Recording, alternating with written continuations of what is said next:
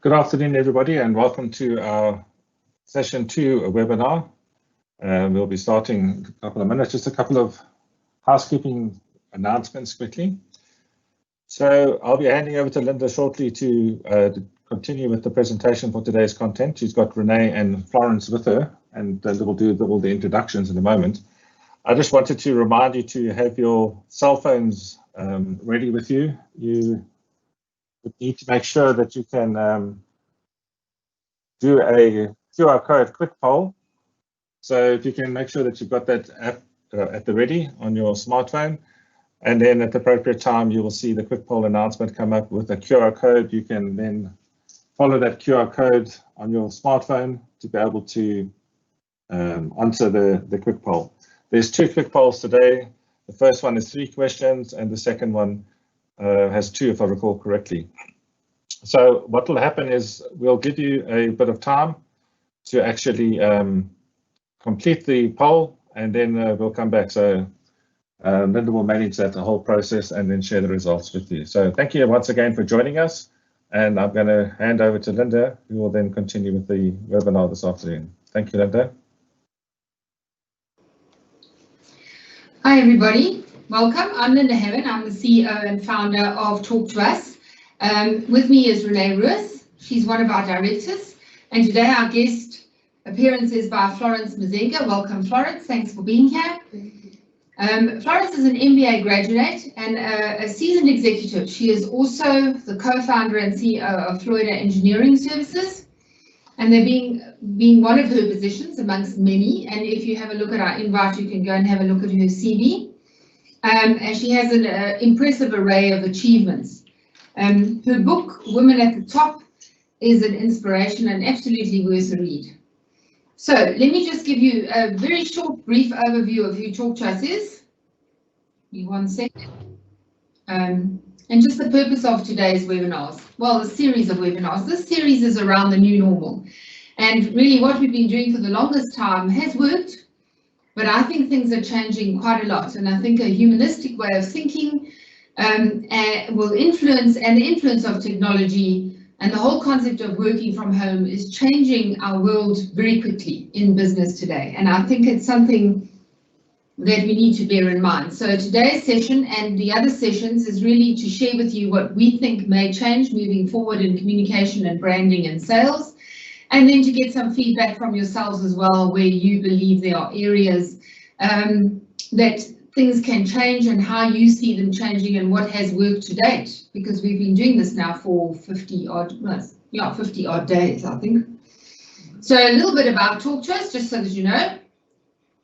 Our core purpose is to build brand confidence, and you do that in and through your people. So we're known as the brand confidence builders, and there are 3 legs that we have to build that brand confidence. The one is strategy enablement.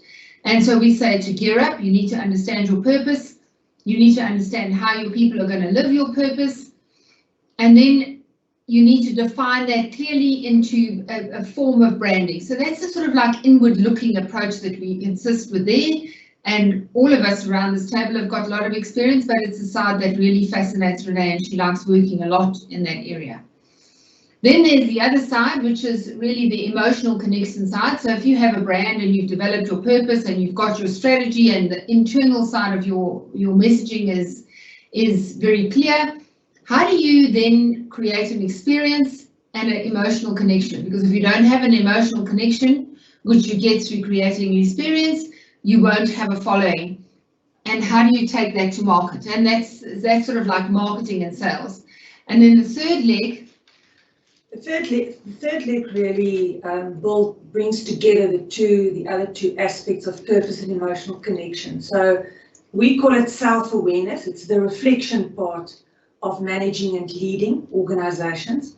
And it really helps us to understand how to marry purpose and emotional connection by understanding where we are ourselves in the organization as leaders and as teams.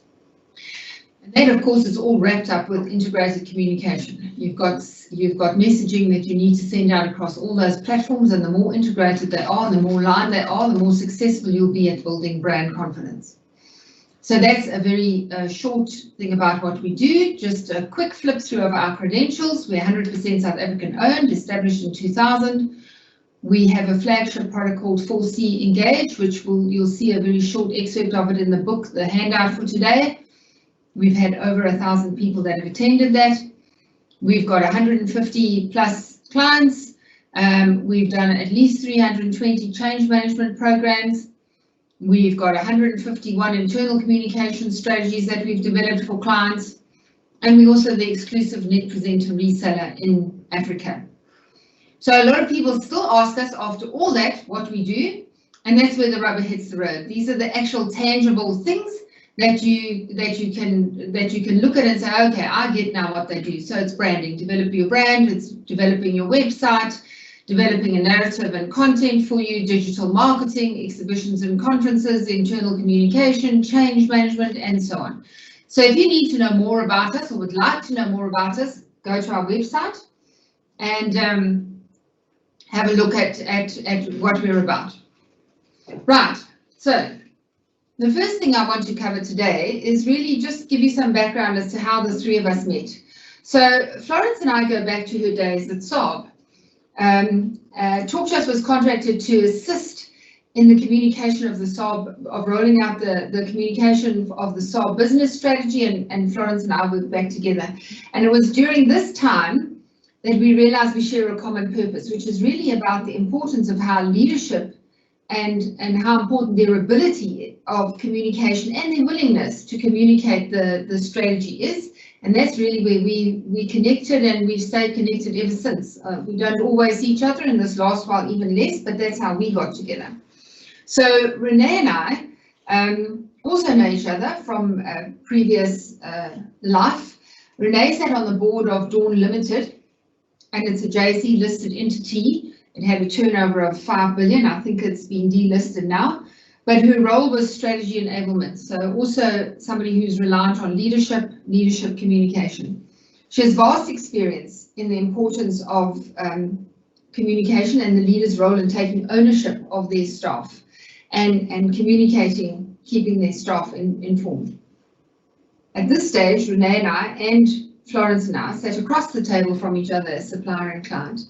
And currently we're sitting on the same side of the table, giving strategic advice to clients, combining all the expertise that we have as demonstrated when we showed you Inside TalkTrust, which is what we do. We all have extensive know-how and knowledge on the practice of leadership communication, what works, what doesn't, flaws that people have and how to fix those flaws. And today we want to explore what the new normal in the workplace for leadership would look like and how their communication ability is important. How do they keep their people inspired and how do they keep them on mission? So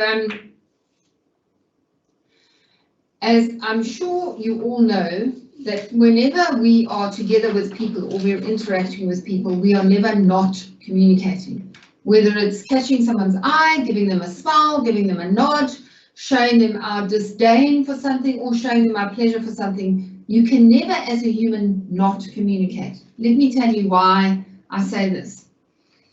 7% of any interaction is made up of the words. So it's only 7% of the discussion that you have is really reliant on the words you use. And yes, words are important. We're not trying to minimize the importance of words because words are a bit like magic. They cast spells, so use the right ones. 38% of what we listen to and what we base our understanding of that communication on is the tone and the register, and 55% is the body language. So when we talk about rich communication, we talk about you having all of these in front of you when you're having a communication. And so when you speak to somebody face to face, this is what you see. When we're doing a lot of work from home interviews with people and talking to them, we hear the words and we might hear the tone, and we all understand the tone is, I'm completely calm. Okay, but you can hear from my voice I'm not calm, but if you couldn't see what I've just done, you would understand that body language is important. You can see whether people are calm or not calm. They'll go red in their face if they're not calm. So even if they have a calm voice, but they're going red in their face, they're talking faster, they're waving their arms around, you understand that they're not really calm. So that 55% has been removed from communication. When we communicate and we can't see each other, and that happens often in the work from home environment. So before we go further, I really want to get some understanding from you how your interactions have changed. And because you're not having often interactions with people, you're not having face-to-face interactions with people as often as you used to. How are you feeling about that? Do you feel estranged? Do you feel disconnected from one another? Do you think there's a more deliberate approach that is required? So we've got a quick poll where we actually can take you through the questions, and if you can use your QR code, so get your QR code, your scanner ready, then we can take you through these questions. Let me just find the first one for you. This is the first poll, and if you can answer those questions, hold on, let me just get you the QR code first. Wait 1 second, sorry guys, technology. Here we go. There's a QR code here. If you can just scan that, and it will give you a few minutes so that you can also go to this. Thanks.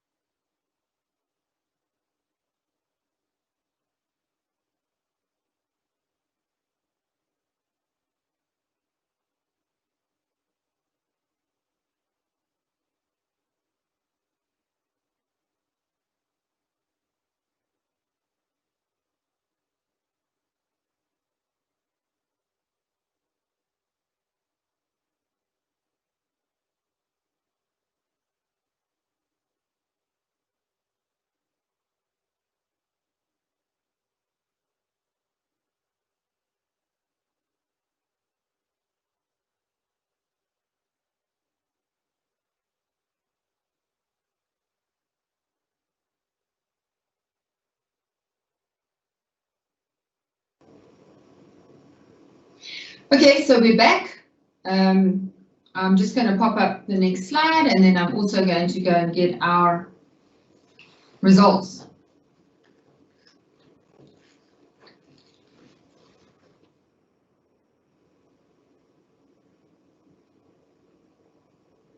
I'll just refresh the screen and hopefully our results will come in.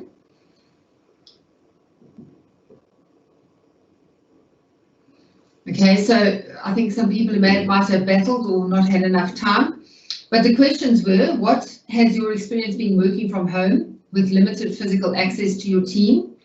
And it's interesting, the answers to that were, do you have a severe case of FOMO? So nobody felt that.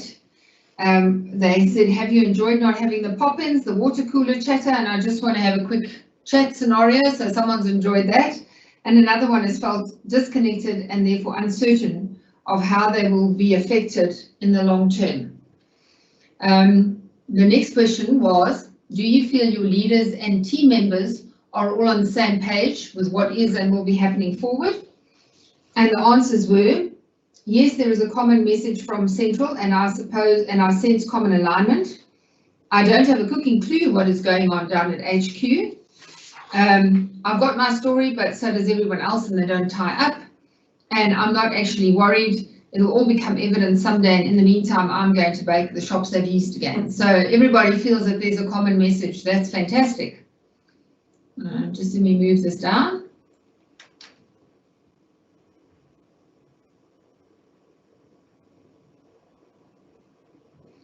And then can your leader answer your queries regarding the company's stance on certain instances, and if they don't, are you confident they'll find out and get back to you? And the answers here were yes or no. So quite simple, most people feel that way. So let's just go back to our presentation again, and we'll continue with the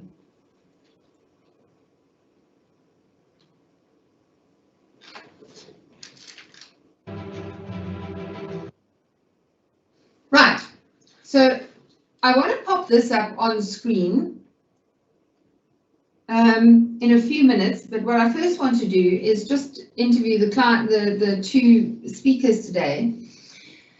In working with clients across all the vertical markets and all sizes of organization, we at Talk to Us have found some common flaws in information sharing. And I'd like to get the views from Florence and Renee on some of the experiences that they've had and what does and doesn't work.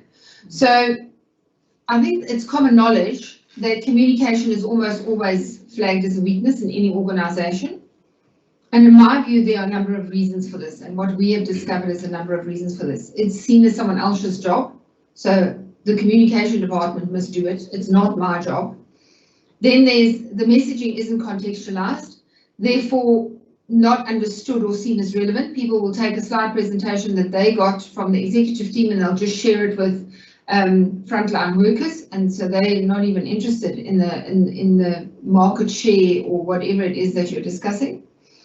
And the process and message distribution is weak. So they don't get to all of the people in the business, only those who have PCs or only those whose leaders communicate well. So my question, Florence, to you is, do you agree with this assessment? And what has your experience been, specifically working with the type of rocket scientists that you do? Thanks, Linda. Of course, working mainly with technical profiles, high technology, individuals. Communication, in my experience, over the years, it doesn't cascade down because of lack of ownership, both on the leaders and also on the communication. It's not the role only of communicators within the organization. Just spanning over the years when I did my MBA research, it was on the value of communication, in corporate South Africa, and I interviewed quite a few leaders in our country, and also some directors for MBAs at different universities. And there I realized and came to the conclusion that unless communication in organizations at board level, at the very highest level, there is no ownership in terms of cascading information down. Yes. Yeah, I can understand that. Renee, I know your frustration has always been that messaging never seemed to go beyond EXCO level, which is echoed by Florence. If you can consider the above three flaws that we've been talking about, which one do you consider to be the biggest culprit? And in this regard, why? Yeah, I would really say that it's all three, but I think that the most important one is the last one where we say the communication mechanisms or the distribution mechanism doesn't work. For me, it was always a big frustration sitting on the EXCO and sitting on the board that the decisions that we take there and the strategies that we want to roll out do not go down the line to all the people that actually have to do the executing. And I think that the problem is that, like Florence said, nobody takes the ownership for the communication. You, I believe, have to make, as the EXCO, a deliberate decision that the message is going to go down. You need to assign accountability for crafting of that message and for the mechanism that's going to be used to take that message to all the different audiences. And then create accountability in each of the leaders around that table to make sure that communication to their section in the organization in fact takes place. And one of the ways in which you make sure that that accountability happens is to make the leaders accountable to each other. So they need to come back next week and the week after that to the EXCO and report back about the communication and in fact the execution of the strategy.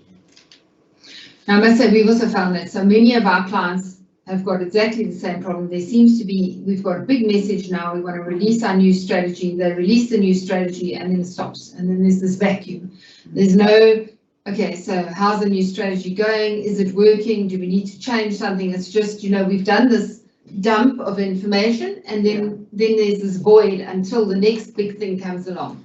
And I think you're quite right. I think it is an issue.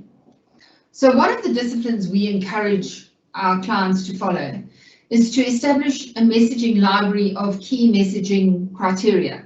So, you know, what is our purpose? How do we live our purpose? What is our brand essence? What is our process in this regard, etc. And we also suggest that they have style guides. How do we talk about certain things? What is the language we use or the lexicon we use? And what is the tone in the register? Are we fun and playful, or are we very formal, or what is our tone and register as an organization? So we often suggest that clients do that to make sure that everybody there's a consistency of messaging and a consistency of tone and register throughout the business. So Florence, in organizations you have worked with, have you found they handle this effectively? And how did they obtain a consistency of messaging, if they had one? And have you found this is something that, or is this something that's lacking in organizations? In the organizations, Linda, I've worked in, I always say take into consideration the mirroring effect. People tend to mirror the behaviors of people who lead them. So if there is no consistency in communication, don't expect as a leader consistency in the results and value creation within the organization. If you are a leader that is not consistent, is not open, and also is not open to feedback, communication is two-way, then the results you get also from the employees is not that creates value to the organization. So that's quite, you know, the experience I've had, that consistency lacks, and also in terms of organizational results when it comes to outputs. If there is a disjunction in communication, and let's say you're a sales leader and you expect a certain sales delivery at the end of the day, if your communication is distorted, don't expect the same numbers, you won't get them. Yes, very because if you work as a leader on assumption that it is what it is, all I need is results. And you don't communicate why certain things have to happen or why the leadership, top leadership is communicating, and you get also the feedback from employees. Forget about the value creation and the turnovers that, you know, of course, the organization is striving for. Yes. Sure. No, that makes a lot of sense. I agree with that. Now, what you put in is what you get out. That's very true.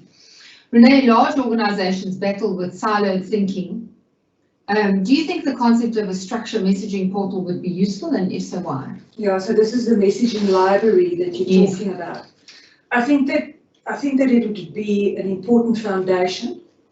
It's not the only thing, however, that you need to create effective communication in an organization. Like I said earlier, there needs to be a deliberate approach. So you need to have a communication strategy. And the communication strategy is not owned by HR or by marketing or by internal comms. They're there to create the support and the frameworking and the toolkits for leadership. But it's the leaders that are accountable, and they have to be held accountable if you want the communication to happen. The library that you're talking about is an important mechanism for the consistency of messaging, because that's very often where the strategy execution goes wrong, and where people pull in different directions because the interpretation by the leadership has not been specifically crafted to make sure that everybody's on the same page. So that can help with that. But there's a bigger picture for me, and it's about accountability of the leaders to communicate. Yeah, we've also found that. We found a lot of leaders don't believe it's their job. The comment is always, why do we have a communications department? You know, the strange thing is you've got a communication department usually of 2 or 3 people, and you've got a workforce of about 5,000 that need to be communicated with. I mean, it just doesn't tie back, does it? And Linda, that also speaks to the culture within the organization, because culture is strategy. Yes. You know, so and that speaks to communication. Yeah. So if the culture of the organization does not speak to the strategy, then forget communication. Yes. Yeah. So culture of communication. So Charles, I just wanted to check, have you got any queries from the attendees? And if so, can you share them with us so that we can answer them? We have no questions at this time, Linda. You can proceed. Thank you. Thanks. Okay, so let's just go on to, this is messaging cascading. And I think we're all aware of the problems that you have with what we call the missing middle, and it really goes like this. So board level speaks to executives, and there's a 1-to-1 or 1-to-2 message sharing going on. But then the executives speak to the management, and that now changes. There's like a 1-to-5, 1-to-6. And then management speak to the frontline staff. That's huge. And then ultimately your customer gets a message from the frontline staff because they're interacting. Every single time you have a conversation with somebody, only 60% of that conversation is being retained. There's dilution of the message as you go through the cascading process. So by the time your customers hear from your frontline staff what it is that you're about, what your purpose is, what you're striving to achieve, the customer is only getting 12% of the original message, which is a problem. It's a problem from the point of view that the customer doesn't get to understand you at all. So I'd like to pose some questions. Florence, do you think that using leadership cascading is still viable? And if not, why? To me, I think leadership cascading is quite viable within an organization. It shows transparency and authenticity. If you remove the middle layer, in most cases, you miss a lot of value. Leaders are not expected to be superheroes within organizations.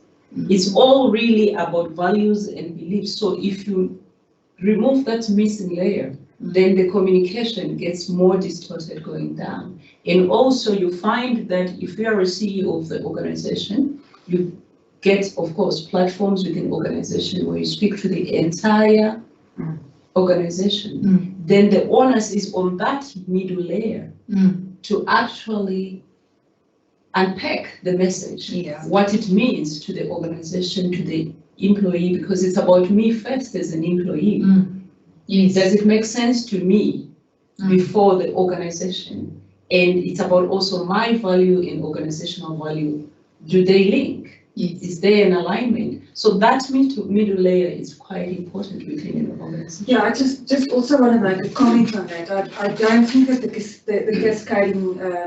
cascading method of communication is wrong. It can be a massive blockage, like I've experienced and you've experienced. But if we do have strategy, like I said, and we go a step further and we equip the leaders with the right skills to do the communication, the reason why that mechanism of cascading is important is to make sure the message is disseminated to the lowest level on a one-on-one and small group level. And it cannot happen if you expect the board or the executives to communicate to all levels in the organization, because the only mechanism that they can use is broadcasting, and it's a one-way communication because of the masses you communicate with.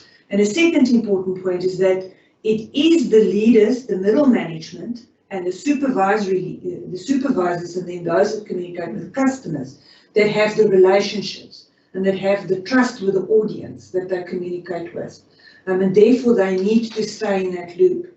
But I again make the comment that if we don't hold them accountable and we don't have a measure to check that they're doing what they have to do, it will not get done, because communication does not come naturally in organizations as we think it does. Communication is hard work, and it needs to be an important part of every leader's job, and it should be measured on it. So now, something that's interesting is we do a lot of training in the middle management section. So with that middle management there, we teach them how to communicate, how to contextualize messaging, how to take the messaging out, what EQ and IQ is, etc. And you know how many of them say to us, when are you going to teach this to the executives and board? Because they are just not doing it. You're teaching us, and it's always the board sits there and they say, I'm okay, but you're not. You need training. We're all good at this. Is that something that you found or not really? Yeah, the big mistake that we make at the senior level is that we take for granted that the leaders know how to communicate, that they have all the necessary tools and knowledge and really the EQ to communicate. It is something that can be taught. If certain leaders don't have all the intercommunication skills, interpersonal skills, but we have to be cognizant of the fact that not all of them do have that, and that you should do something about that, not just think that the communication is going to happen naturally. Yeah, I think you also have a methodology which is standard. So if I move from you as my leader to you as my leader, I'm still going to get the same shape and form of communication. I'm not going to get brilliant communication here and no communication here. So I think that is important. So now we've got another quick poll. I just want to go through the questions before I load it, because otherwise the music takes me out. Do you believe your leader has the necessary emotional, intelligent literacy and social intelligent literacy skills to inspire you to be a better worker? And I think that's quite important.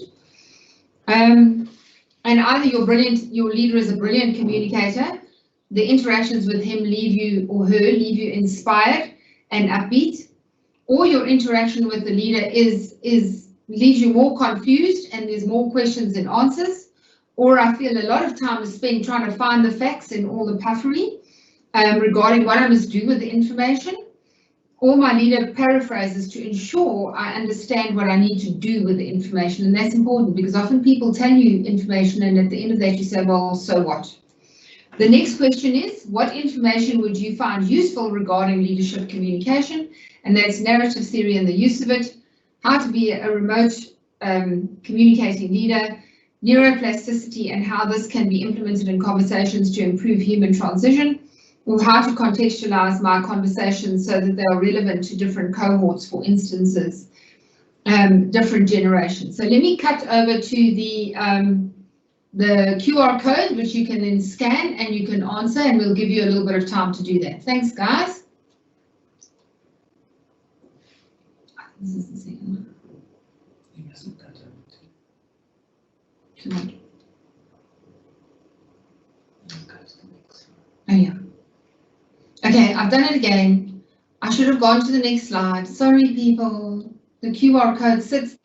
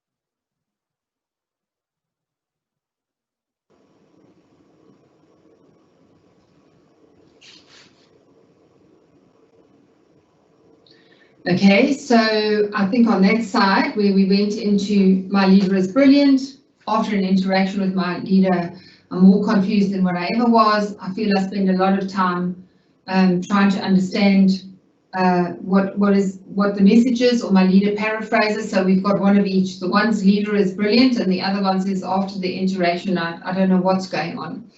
And then what information would you find useful regarding leadership communication? How to be a remote communicator, and that relies heavily on that tone and the words you use, etc., and how to contextualize my conversations so that they're relevant to different cohorts. Neuroplasticity and how this affects conversations to improve human transition. So it's all around change and transition. Okay, that's cool. Well, thank you, folks.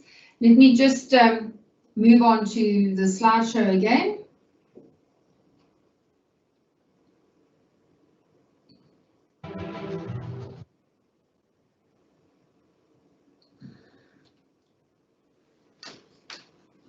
Okay, so I think really if I think about this at the moment, my take on where we find ourselves, and we are quite close to being out of time, yeah, we've got another few minutes.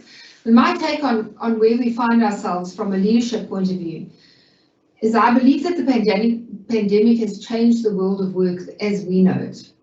The nature of the change is that you either don't change, or you do change on your own time, or you're given a push. And I think what has happened is the pandemic has given us a mighty push to accept the inevitable. What is the inevitable? So it's the acceptance of the industrial 4.0 revolution, whereby everything is basically going to be automated, and I think we're seeing it now. So a lot of the communication is being automated. So then you have to ask yourself, how will that affect the role of leadership? You know, you can, if you have a look at Microsoft and you work on Microsoft Teams, you get KPI indicators there of what people are doing and how they're working. And you have to think of a manager's role and a leadership's role. And I think all managers have to become leadership. Why do I say that? I think they have to be more convincing and do a lot more, do a lot less doing and do a lot more giving and being. And what does that mean? But the being creates meaning, and the doing means doing the things that managers would usually do, which is check and control. So I think there has to be a switch there whereby people are more interested in how are they demonstrating their involvement in the organization, their involvement with the people that they work with. And I think that is providing meaning for the people that they work with.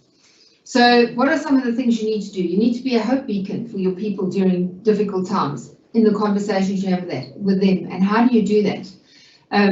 You need to inspire people through your ability to create meaning through conversations. Do they leave you wanting to go back for more, or do they leave you thinking, oh my goodness, I never want to speak to that person again? Do they want to create it? Do you believe that you can create a sense of purpose for them by having conversations? And the conversation should be around deconstruction of concepts, so that when you've deconstructed it, you can reconstruct a concept so that it comes back with meaning. And there's a lot of lexicon and words involved in that. And in essence, how do you remain relevant as a leader? What are some of the things you need to learn that you didn't have to have previously to remain relevant? So just before I give you the last slides, Florence, some final messaging from you. What are your thoughts on leadership and communication? I just wanted to, my summary. Optimism creates positive results, and it also inspires and motivates employees. So it's up to leaders now to create that optimism that inspires employees effectively through effective communication, open communication, and also to create value. And in terms of employees, it's also time to show face value. Face value by making sure that your value to the organization is known through communication. It's not time where you just do your work and sit on your desk. In the new normal, it's about face time.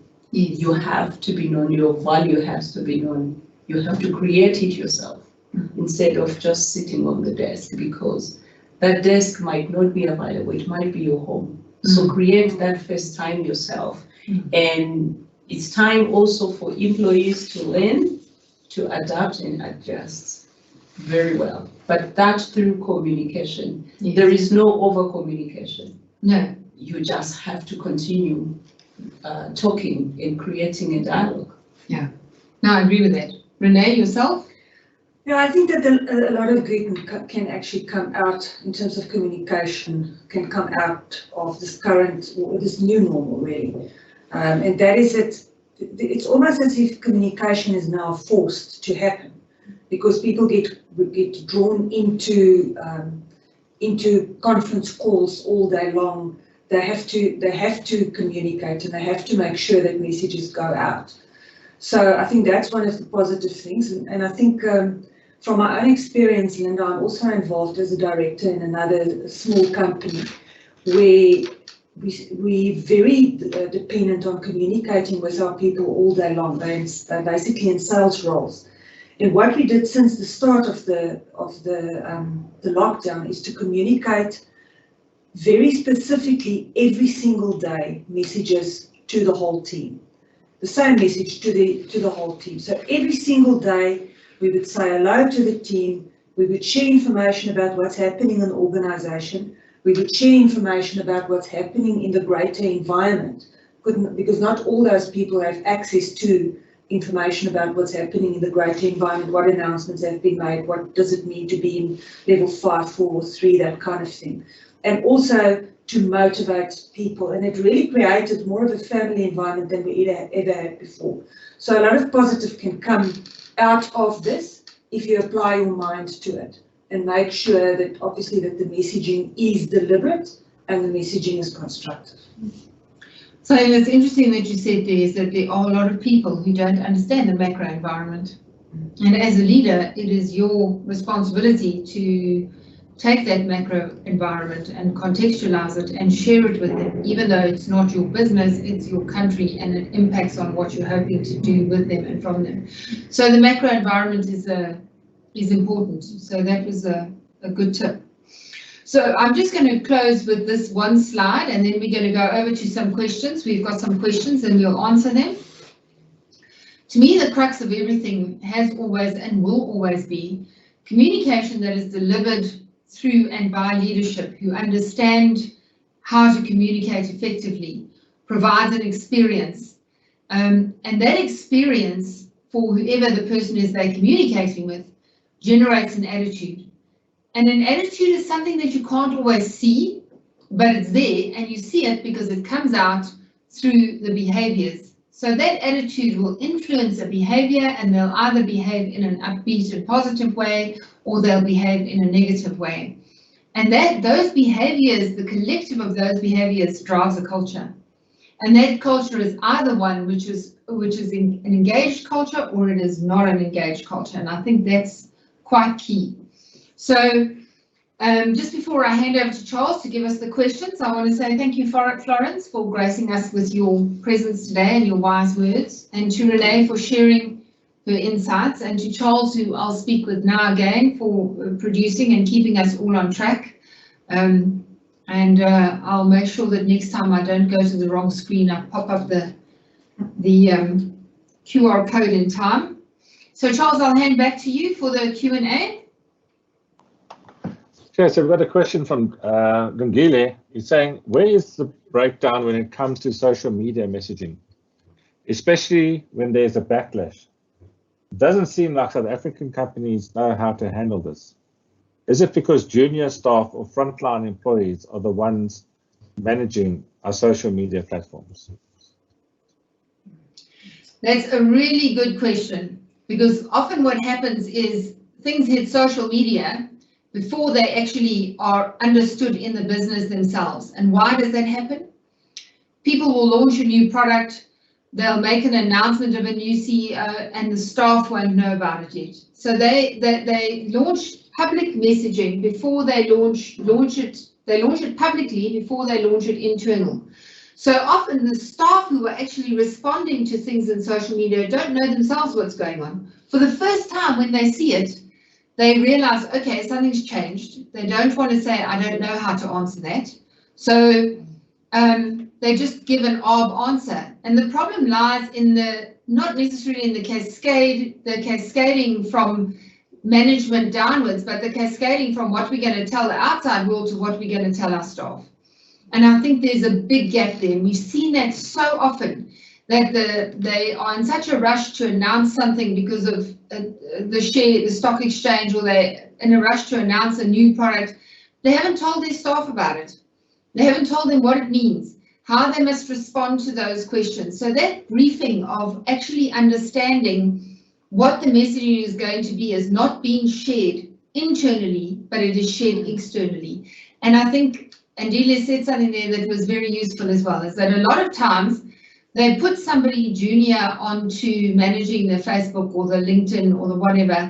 So the person doing it is not in that upper echelons of the management team. They're down at the bottom, and if they do understand something of it, they've only got 20% of the message, so they don't get it. So I think that helps you maybe to understand it. Andila, I hope that's answered your question. Do you either one of you want to add to that? I think I agree with what you're saying. Yeah, I do think that it's often a problem. Okay, so we've got thanks. another question. We've got another question from Jen. She's asking, how has communication changed with the current climate, in your opinion? We have to manage to adapt.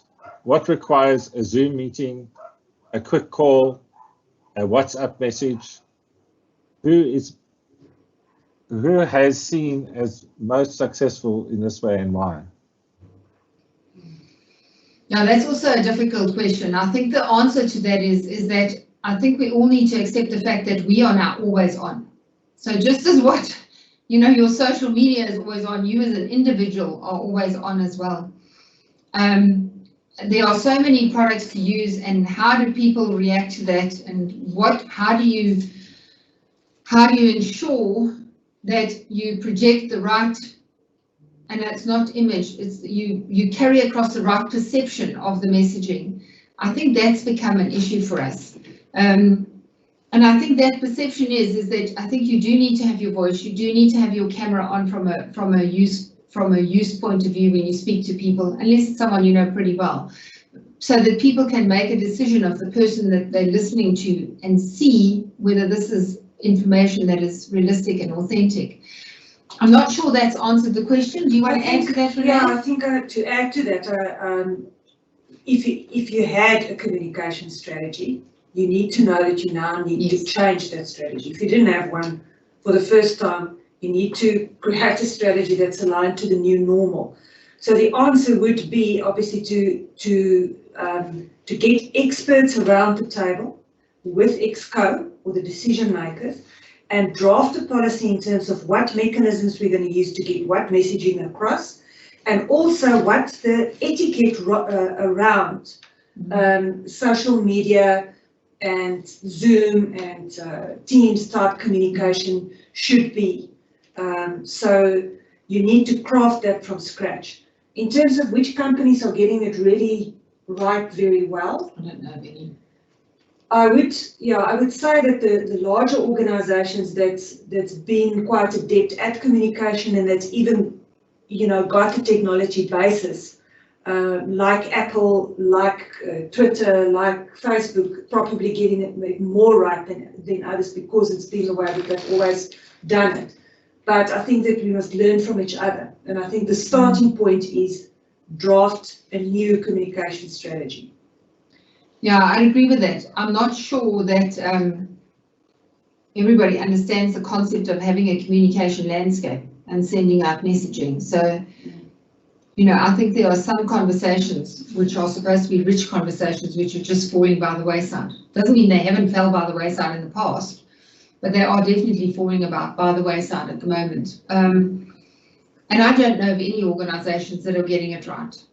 I really don't. If I listen to a lot of the people that are talking and sharing messaging, there aren't really any who are saying they're getting it right. And I think it's something that is being thrust upon people before they're ready for it. Mm-hmm. And so we're all working it out as we go along. I think there's a lot of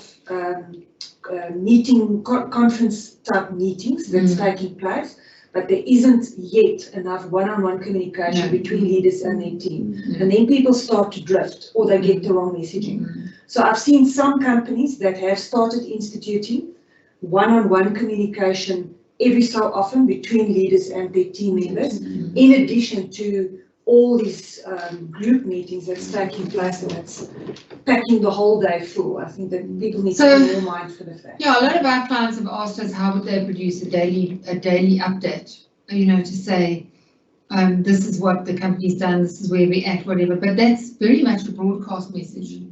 It's not a check-in. So previously you would have these check-ins when you met someone and say, so Florence, how are you doing today? I'm interested in how you are doing.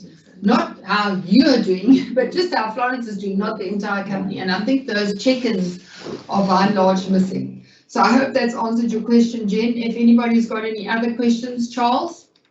Yeah, we've got another question from Jen again saying, do you think current climate brings a threat to bigger brands? I'm seeing a big drive online to support local small business, taking business away from traditional larger organizations. Given values and ethics that shine through much easier in smaller companies. Communication is easier from the top level to what the client experiences much more streamlined. Can I answer that? I think that the move towards supporting smaller organizations have started before COVID already, and that it's now being accelerated. And I think that a big part of the reason for that is the one-size-fits-all approach of many of the large organizations, and the point that was made here by Jen, that the distance between the communicator and the audience is big. And where in smaller organizations it creates more agile communication and a greater level of two-way communication. So I think that that move's going to continue, and I think that large organizations will not survive unless they start restructuring the way that they run their organization and interact with various external stakeholders. I think to a large extent you're going to find that. If you have a look at the ebb and flow of businesses and the economy by and large, something like this, when something like this occurs, a lot of people get retrenched, and the only way in which they can survive is to start a small business. So it's like taking a bag of marbles and dropping them on the floor, and now there's a whole lot of marbles rolling around everywhere, and they are picking up clients everywhere they go.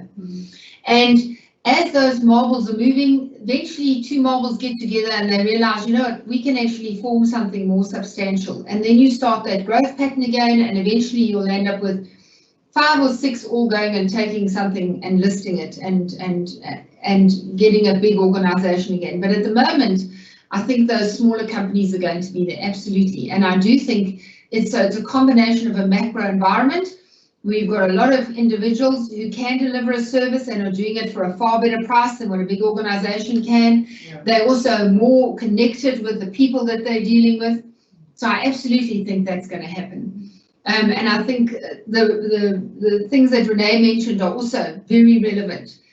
It will swing around again because that's just the nature of things. You know, if you look at in the 1990s, we had that approach. And then we had everybody getting together for the huge, the YK2.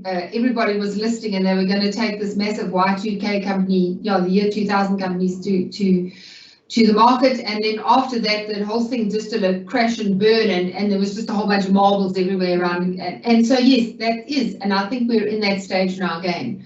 So I think a lot of those things are very, and the more equipped you are to dealing with clients and to having those conversations with them, I think the better you'll be prepared to actually, 2 things, to get involved with a bigger group, to make you bigger yourself, but also to gain traction in the market.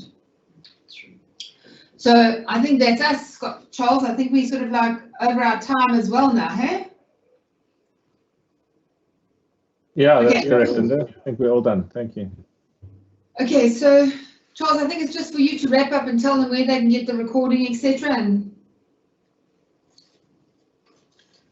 okay, so we will be sending out an email to all the attendees who registered for the webinar. You'll receive an email with the link to the on-demand archive, where you'll be able to access the video content, as well as a booklet that Linda's prepared, which you might want to talk to a bit quickly, that will help you understand I forget the topic of the book, Linda, maybe you can help me remember, but we've got a giveaway on the book again, like we did last week as well. But that'll come through to you on an email, and I just want to say thank you to everyone for attending, and Linda, just over to you to close. Yes, thanks everybody, I agree. Yes, there is a book, and it's really about leadership communication as a strategic leader. What are you going to have change? How's the workplace changing? How do you speak to different audience categories and cohorts, and things like tools like framing. What is framing and how do you use it? What is neuroplasticity and how can that benefit you? What is narrative theory and how can you use it? So there's some great tips and trends in there. You can have a look at those as well. Other than that, thank you, Florence. Thank you. Thank you very much, everyone. See you next week. See you next week. Have a nice day. Bye.